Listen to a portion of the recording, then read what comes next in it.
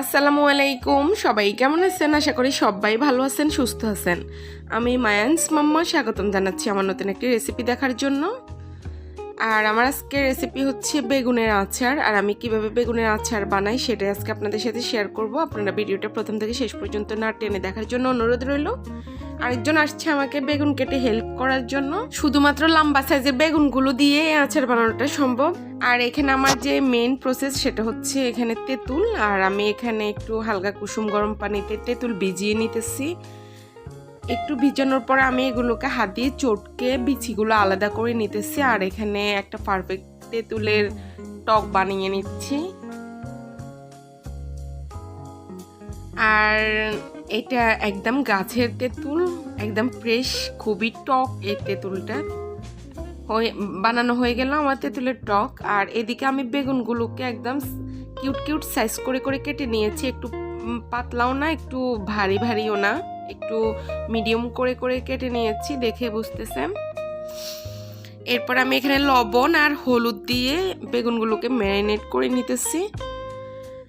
আর এটা প্রথমে আমি বেগুনগুলোকে তেলে ভেজে নেব, একদম আমরা যেরকম বেগুনের চাক ভাজি খাই সেরকম করে করে ভেজে নেব।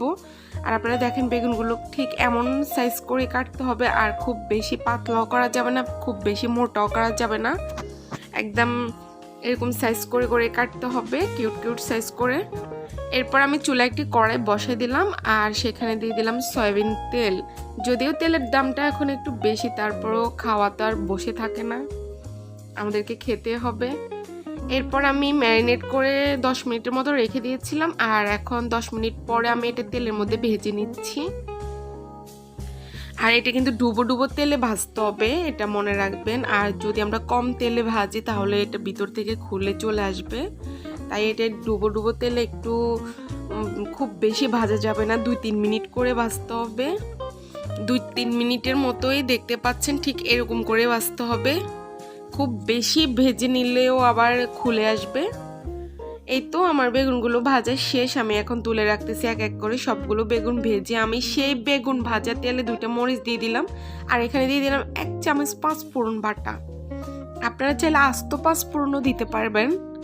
আর আমি বাটাটাই ইউজ করতেছি, বাটা দিলেও টেস্ট আছে, খুব বেশি ভালো লাগে বাটাটাই। আর এখানে আমি যে তেঁতুলের টকটা বানিয়ে রেখেছি সেখান থেকে আমি 3 চামচের মতো তেঁতুলের টক দিয়ে দিলাম। ট্রাই করব, যদি টেস্ট করার পরে যদি আরও লাগে তাহলে দেওয়া যাবে, সমস্যা নাই। এখন আমি এটা যেহেতু একদম খুবই বেশি তেঁতুলটা খুবই বেশি টক, আমি এখানে আরও 2 চামচ তেঁতুলের টক দিয়ে দিতেছি, মোট 5 চামচের মতো দিয়েছি। আর আমি এখানে হাফ কেজি বেগুনে 5 চামচ তেঁতুলের টক দিয়েছি। আপনারা কম বেশি দিতে পারবেন, সেটা যারা বেশি একটু টক খায় তারা একটু বেশি দিতে পারবেন। আর এই তো আমি এখানে 5 ফোড়ন, তেঁতুল আর মরিচ দিয়ে একটা ফোড়ন করে নিতেছি। এরপর আমি এখানে 2 চামচ চিনি দিয়ে দিয়েছি। আর যদি আপনারা টকের পরিমাণটা বেশি রাখতে চান তাহলে চিনি আর একটু কমাই দিবেন। আর যদি আরও বেশি খেতে চান তাহলে চিনি আর 1 চামচ বাড়িয়ে দিতে পারেন। এই তো চিনিগুলো গলে যাওয়ার পরে আমি এখানে ভেজে রাখা যে বেগুনের টুকরোগুলো ছিল সেগুলো সব দিয়ে দিলাম।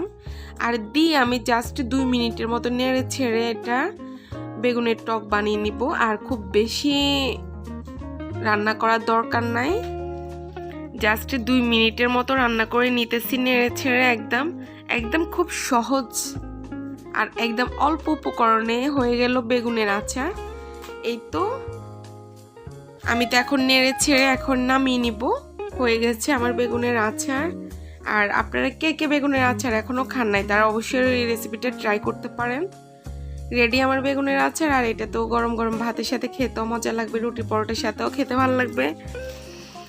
রেডি। আর আপনাদের কাছে কেমন লাগছে আমার রেসিপিটা অবশ্যই আমাকে কমেন্ট বক্সে জানাবেন। যারা আমার ফেসবুক পেজে দেখতেছেন তারা আমার পেজটি ফলো করবেন, লাইক কমেন্ট শেয়ার করবেন। আর যারা ইউটিউবে দেখতেছেন তারা অবশ্যই সাবস্ক্রাইব করবেন। আর যারা প্রথম বেগুনের আচার দেখেছেন তারা কিন্তু অবশ্যই বেগুনের আচারটা বানিয়ে খাবেন।